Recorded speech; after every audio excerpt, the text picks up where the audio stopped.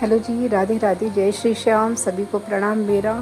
और आज द्वादशी है, तो आज मतलब एकादशी को बाबा का जन्मदिन था और वहाँ हम जा नहीं पा सके क्योंकि इतनी भीड़ थी कि पैर रखने तक की मतलब स्पेस नहीं था।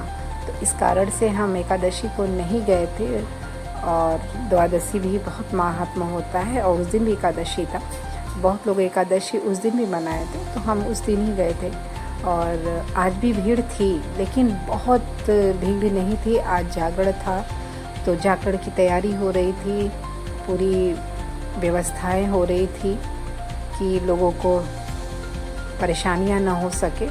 जो दर्शन करने आ रहे हैं उनके लिए अलग रास्ते बनाए गए थे, और जो भक्त आए थे जागरण को देखने के लिए, तो उनके लिए अलग स्पेस बनाया जा रहा था। वीआईपी के लिए अलग, मतलब सारी व्यवस्थाएं प्रॉपर अच्छे तरीके से किया जा रहा था कि किसी को परेशानी बिल्कुल ना हो। क्योंकि भक्त आते हैं अपनी खुद परेशानियां लेके बाबा के दरबार में, उनसे अपनी अर्जी लगाने, उनसे अपनी इच्छाओं को बताने, और फिर इसीलिए वहाँ परेशानियाँ उन लोगों को ना हो। तो जितनी भी वहाँ के व्यवस्थापक थे, सभी ने काफ़ी अच्छा व्यवस्था किया था कि भक्तगण को किसी को तकलीफ़ ना हो। और हम वहाँ पहुँच गए थे, वो काफ़ी बड़ी लाइन थी। उस दिन भी भीड़ थी, लेकिन वो भीड़ नहीं थी जो उस दिन था। यहाँ एक दिन पहले जो भक्त लोग अपनी अर्जी लेके निशान उठा के आए थे, वो यहाँ रखे गए थे।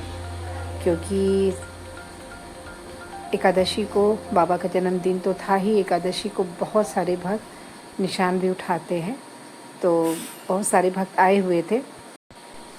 और एकादशी का बहुत बड़ा महात्मा होता है। जिसकी इच्छाएं, जिसकी अर्जियां होती हैं, वहाँ बाबा तक पहुँचाई जाती हैं। और द्वादशी का भी उतना ही महात्मा होता है। और ये देखिए, फूलों से सजाया जा रहा है मंदिर, काफ़ी सुंदर, काफ़ी अलग ही। क्योंकि हर एकादशी को हमने खाटू श्याम मंदिर में यहाँ लखनऊ के देखा है कि मतलब अलग अलग चीज़ों से वो नए तरीके से वो वहाँ सजाते हैं। और इस बार मखाने ड्राई फ्रूट का पूरा उन्होंने बनाया था, पूरा सजाने का, तो बहुत खूबसूरत लग रहा था। और बाबा के अंदर का जो दर्शन बहुत ही अच्छे से सभी को हो रहे थे।